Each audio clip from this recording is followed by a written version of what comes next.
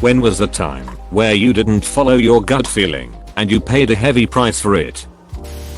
At the interview, the guy who would be my boss seemed like a total prick who was just on his best behavior long enough for the interview. After I was hired, it turned out that my boss was a total prick who was on his best behavior long enough for the interview. I'm a small business owner. Earlier on, I interviewed employees that I had a bad gut feeling about, but there were no obviously red flags, so I hired anyways. Every single time, that was a mistake. Nowadays, if I get a bad gut feeling about an interview, I just don't hire, even if they seem qualified. Way less drama these days. I had a bad feeling leaving for work one night. Just all around bad, and my mind was saying maybe call in. It's not worth it. But I just said screw it. Well, I ended up getting rear-ended by a semi and got sandwiched between the semi and the car in front of me. Luckily I saw it coming and took my foot off the brakes, so I didn't snap my leg. Had a huge concussion and had to have surgery on my arm, and my collarbone broke. Rough go lol. A week ago, rented a car, got the damage report, and the tiniest scratch on the rim was not marked. There were too many people in line, and I thought it was one of those things which aren't reported. Returned it today and got the damage report. Guess what's marked? Waiting to get the claim from them. My ex-boyfriend was cheating on me. My gut was screaming that it was happening, and I had a feeling I even knew who it was happening with, but I didn't want to accept that or get my heart broken, so I never confronted it. A few weeks later, I found out I was right. The worst part was being made to think I was being crazy. Not a heavy price, but definitely felt stupid for not listening to my gut feeling. Feels kinda gross to know you were being super loyal and the guy you are having sex with us also ducking someone else. I know that feeling. I was in a RELDR back in 10 stupid me, and at that point, had been working 12-hour days. Halfway around the world from her, with no days off the first month. Very restricted options for my days off for the second month, and only having one day off in 6 from the second month onto the 6th of my time there. My GF was getting frustrated that I didn't have anything interesting to talk about with her mental exhaustion. What's that? And therefore made me sit on Skype with her for 6 hours a day every single day, even on my days off, which made it difficult for me to unwind even then, or do anything interesting to talk about with her later. She ended up ghosting me for a week straight, during which time she ducked another dude to spite me, and then when she finally talked to me again, she was super distant and pissy. I initially was just happy that she hadn't died or gotten seriously injured, but quickly got a bad feeling. She told me after a few days and spin that it was an accident and that it was my fault for letting her drift away emotionally and not being there for her like I should. I ended up learning the full story in bits and pieces over the years after, including that it was some dude almost double her age, she was 18 and he was 34, that she had been talking to him the entire time we were dating, and she hit him up for sex the very day she first ghosted me. It's amazing how incrementally you'll defeat your own reasoning and sense of self-worth just because you really want to be wanted. That's relationship wise. For a more fun story, I went to pick up a couch my girlfriend had picked out, and when I saw it, I was like, that's not going to fit into the apartment. It was larger than our older one, but would totally fit the room. She asserted, yeah, it will fit in the room. It won't make it through the door and past the corners of the entryway. The old one was a futon, and I could contort it to make it through the entry. I rebutted, but she was adamant. I asked if she did the measurements and she said she did. I knew she was lying. She didn't even know where I kept the tape measure. So, me, being dumb, just sighed, resigned myself, and went along with it. Me and a friend hauled it up 3 serpentine flights of stairs to the apartment door, and guess what? There was no angle that would get it through. Scraped up the walls, punched a hole in one wall when it slammed the door knob into it, and I ended up selling it to the friend for a loss. She never even apologized. I didn't pay the price. My classmate did. We were in high school, and it was a Friday. Me and my friends were hanging out in the cafeteria before school started, and I saw him, and I just had this awful sense of dread and impending doom that made me sick to my stomach, but I didn't understand it fully. All I knew in my gut that something bad was going to happen. I wanted to pull him aside, but my social anxiety and lack of knowing him personally kept me from saying a word. He shot himself in the head the next day.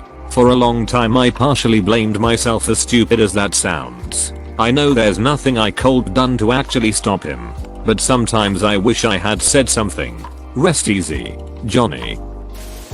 Forgot my toolbox when going to look at and potentially purchase a used vehicle. Ended up purchasing it despite a couple of issues, including a misfire that I figured was simply old injectors. Easy to replace on a 12 valve Cummins.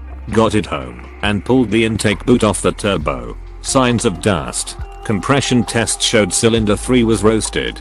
Q full engine rebuild and complete nuking of my budget for the truck. Then the same week I finish breaking in the engine. Some meth head steals it. Body shop gives me a huge runaround and takes 2 ducking months to fix it. Meaning I owed a full month of rent on a truck from Enterprise. Budget double nuked. Had I just remembered to being my tools, or just not bought a vehicle I wasn't able to properly inspect, I could have saved myself somewhere in the neighborhood of 10-15k US. I used to be friends with this girl in high school. She kept excluding me and only reaching out to me when I had something that would benefit her, like food. My gut kept telling me to leave her and that it was better to do things alone than to be miserable with her. I pretty much was letting her walk all over me like a carpet. At some point, she knew my now ex-BF was cheating, but she said nothing about it during the whole time. I only found out after I broke up with him for other reasons. That was when I stopped being friends with her. Duck you Stephanie and Tate. I casually saw this guy one summer while I was home from college. He moved to town during the school year and became friends with a bunch of my friends. So I figured he was good people. The first bad gut feeling I had was one of the first nights we were all out and he asked if I wanted another drink. And I told him no and that I'd had enough. He proceeds to get me a drink anyway and jokingly guilts me into drinking it because he paid for it. He was charming and I was drunk, so it worked. Even though I had a weird feeling about it. Looking back with a sober mind, it's clear what his intentions were. He ended up being so angry and controlling that I had to block him and have all of my friends convince him that I transferred universities because he was going to follow me back to school. I can't go back to my hometown because I'm afraid of what he'd do if he found out I was there. Became close friends with a woman who lived in my building. Too close, as it turned out. There was a moment during one of our first real conversation that made me think, holy shit, this chick has totally ducked expectations of how relationships work. She was discussing her ex and how she broke up with him because he wouldn't choose her over his family and how she made his life heck over it. The actual warning was this smile she had as she said it. It was super hot, but it had this smug self-satisfied edge to it that immediately made me think of one of my exes. The one with BPD. Note I, to have BPD. Told myself to be careful, not to get too close, and to be wary, and I totally fell for the subsequent love bombing, which, if you know about BPD, leads directly to splitting, painting everything that happens as black and white, going hot cold, sweet irrational behavior. Things got massively ugly. She tried to create a narrative of me stalking and harassing her and sell said story to my employers, our condo board, and the police. Like, she called the police with a stalking complaint because I dropped off a tote full of stuff she had stored with me after we fell out of friendship. Thank God I was paranoid enough to keep copies of emails and such to show the cops that none of her story was true. Again, with BPD, this sort of thing, this type of emotional conflict and perceived abandonment, is heck on somebody with BPD. I basically had a breakdown. Wouldn't have been as bad if we didn't live in the same building. Anyway, my mom reminded me about telling her about my gut feeling from that conversation a year earlier. Getting married to the wrong woman. I had a feeling she wasn't right for me, and we ended up getting a divorce 1.5 years later. The marriage turned me into a bitter person that I'm still trying to recover from. I had a feeling things were getting toxic between my friend and her abusive ex, but I didn't know what to do. I knew if I told her to just break up with him she wouldn't listen. Now, knowing what he did to her, I wish that I had told her anyway. I wish I would've asked her questions, so I could've known what was happening. So maybe I could've helped. I had a similar friend, except I told her and talked to her. Trust me, when someone is far gone on what they can't see, nothing, not even their family or best friends, can stop them in a non-invasive manner. Usually this happens due to mothers, fathers, listening to what is happening and thinking about it, but not letting those thoughts affect what they believe and do. No, these cases aren't caused by lack of parental care. Those are different cases, in a slight but important way. Walking home from work in the middle of the day using my brand new iPhone, when I get the feeling I should cross the street to avoid the two people ahead I can't really see due to distance. Well, I didn't listen and got mugged at gunpoint in broad daylight. Absolutely zero pedestrians or vehicles inside. Suddenly, I had to keep paying the lease on that phone for the next 2 years and lost my job because I couldn't be called out to work. They caught him, but I never got my phone back, and I don't think he ever actually went to jail. I just wasted several days in court while the mugger never showed. So I kind of figured out my advisor was pretty bad at her jobs and there were some red flags here and there. I even tried browsing others' labs, but didn't manage to find someone who would take me on. Should have tried harder. I was exhausted as I had to cram my MA in the final months. When I finally got feedback from her weeks before the deadline giving me massive rewrites, I had submitted one of those chapters in my first semester 15 months before, and it was just easier to join her lab for my PhD. 2 years later my PhD wasn't going anywhere due to constant late feedbacks telling me to quit or redo everything ignored while I was planning it, and she schemed a strangely elaborate plot to have me isolated, possibly deported, and drive me over the edge so I'd know my place, whatever that implied. So that was pretty intense. Still haven't graduated. I did get deported over a different issue. Got lots of trauma since that thing did drive me over the edge, but I didn't lose on her terms. Thank you. Pandemic. Right when I was making a full recovery. I guess the pandemic would be another one of those gut feeling things, since I was a bit worried about it, but decided to make plans for 2020 anyway. LOL. Had a date with someone from Tinder. Someone my gut told me I would not really be into, but who seemed interesting for a nice chat. He was a medical doctor. After all, I verified that online. He drove a few hundred kilometers to see me, and because of traffic and a roadblock he arrived late in the evening. I said he could crash on my couch for the night. He coerced me into sex. Didn't accept numerous no's because I was tired and really not that much into him. He left the next morning. I never heard from him again afterwards. When I was a kid I accidentally hid my friend, but then some older kid saw it and started running after me. I was running really fast and he couldn't catch up. So he yelled, "Stop, I won't beat you up." I had a gut feeling that I shouldn't, but I still stopped. But he didn't lie, he made my friend beat me up. So he didn't break the promise. I'm still looking for that guy so I can beat him up.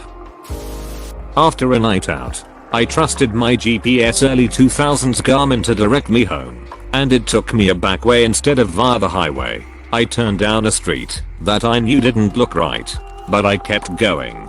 Drove through an area of boarded up, burned out houses, and busted out street lights. It was late in the evening, probably after midnight, and there were boys out BMX bikes with hoods up over their faces slowly patrolling the area. I realized I had driven straight into an area where people buy drugs. I didn't speed out of there because I didn't want to draw attention or appear vulnerable. So I just slow rolled through the stop signs and red lights and eventually found my way to the highway. Usually when a question like this gets asked, someone posts about this great book called The Gift of Fear by Gavin D. Becker. I guess this time it's me. After reading this, you will learn why you should trust your instincts.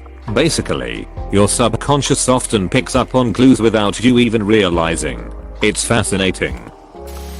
I was friendly with a guy that my gut was saying had creepy vibes. I thought it was from a true psychiatric condition and wanted to be empathetic considering I'm a nursing major. Well, from those very limited interactions of saying hello, he chose me as his victim for stalking, police harassment, and non-existent criminal charges that he almost made stick by fabricating evidence from his collection of videos, voice recordings of me, and thanks to everything surrounding that experience, I got threats of ulceritis for 2 straight years before things stopped. I had 2 years of not being able to keep down my food, developing reactions to my favorite foods, having panic attacks in public, and wanting to just end it all. I will never ever interact with people like that again. If I can avoid it, I always heed to my instincts now. I married the wrong guy, had a feeling that I shouldn't go through with it, but was 25 years old.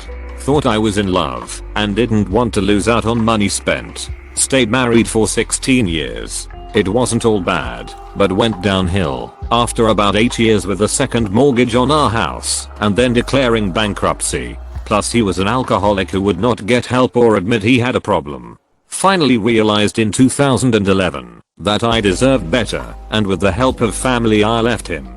6 months after I left, I moved to a new city and started over.